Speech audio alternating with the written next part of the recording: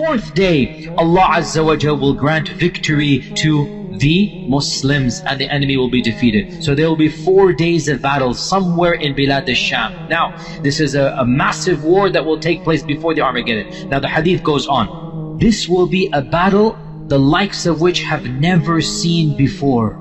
This is very terrifying. In human history, no battle has taken place that is more terrifying and more severe than that battle that will take place towards the end of times. And then Ibn Mas'ud said, and this is so powerful, and it's not Ibn Mas'ud, it is from the Prophet ﷺ, so much so that a bird that will fly over them will fall down dead. What will affect a bird in the heavens? Not swords. Something's going to happen that a bird in the heavens will be flying over, it will come down dead. And then the hadith goes on, out of a family of 199 will perish and 1 will survive. The attrition rate in this war, 99%, Allah musta'an. 99%. The victory was given to the 1%, 99%. And this is when the Prophet ﷺ said, Ibn Mas'ud said, so how can anyone be happy over ghanima or any inheritance be divided? In other words, may Allah protect all of us. If somebody were to give you $1 million but you have no family, wallahi, what sane person will choose that? Family is worth more than this whole dunya. So this war will destroy 99% of those fighting in it. While they are doing this and they are finishing the battle, collecting the ghanima, recovering, they will hear there's a bigger calamity than this war. What could be a bigger calamity? Somebody will shout out, the Dajjal has come where your families have been left behind. They will run, they will rush back to that land and they will discover that it is a lie. It is not true.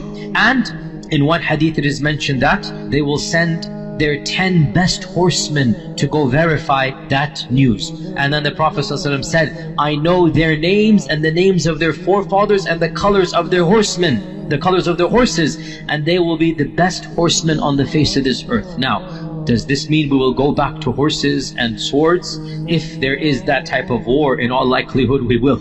When nuclear weapons and whatnot and every side and whatnot, then we will go back to those days when there was no electricity and whatnot. We're going to go back to this.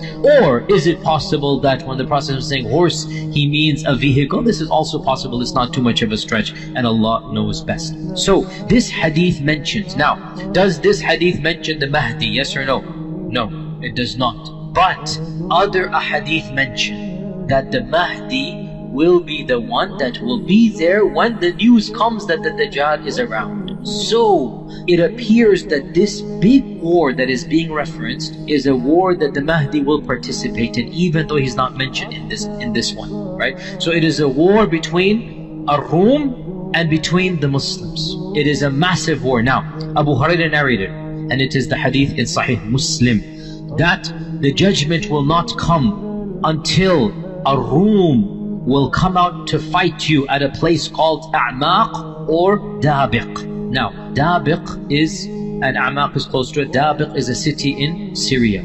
And the best of the people of earth from the city of Medina will leave Medina and fight against them. When they are getting ready for war, lining up for war, listen to this, very cryptic, the Romans will say to the Muslims, leave us with the group amongst you who have forsaken their religion. We want to fight them. The Muslims will say, La wallahi, we will never leave our brethren and will never abandon them to you. So the battle will rage on. The battle will rage on. 1/3 of the Muslims will retreat out of cowardice and Allah will never forgive them. When the battle gets tough, they will flee. And the Prophet ﷺ said they will never be forgiven. 1/3 will be killed and they will be the best of shuhada. And 1/3 will conquer, 1/3 will win. They will not be tested. Allah will bless them and they will not be tested. And they, meaning that 1/3, will then conquer Constantinople.